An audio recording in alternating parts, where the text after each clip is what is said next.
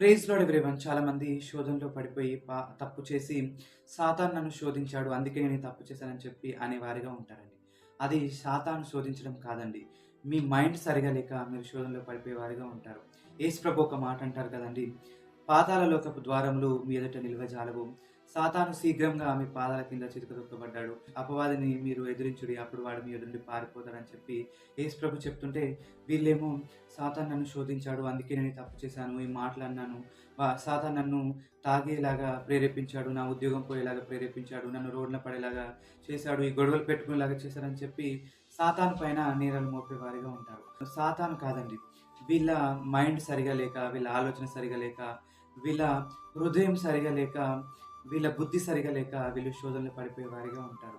కానీ, కానీ దేవుని వాక్యమేమో పాతాళ లోకపు ద్వారాలు మీ యొద్ద నిల్వజాలవు అని చెప్పి సెలవిస్తుంది. కాబట్టి మీ హృదయంలో ఒక డెసిషన్ తీసుకోండి. మీ బుద్ధి మారినట్టయితే, మీ ఆలోచన విధానం మారినట్టయితే మీరు శోధనలో పడకుండా ఉంటారు. కాబట్టి మీ హృదయంలో ఒక డెసిషన్ తీసుకోండి. ఆ డెసిషన్ బట్టి మీ హృదయంలో మీరు అది ఒప్పుకొని, విశ్వసించి, మీ నోటి ద్వారా ప్రకటిస్తూ నేనిక ఈ తప్పు చెయ్యను అని చెప్పి మీరు ఎప్పుడైతే డిసైడ్ చేసుకొని ఉంటారో, అప్పుడు మీరు ఆ తప్పులో పడిపోకుండా, ఆ శోధనలో పడిపోకుండా ఉండేవారిగా ఉంటారు.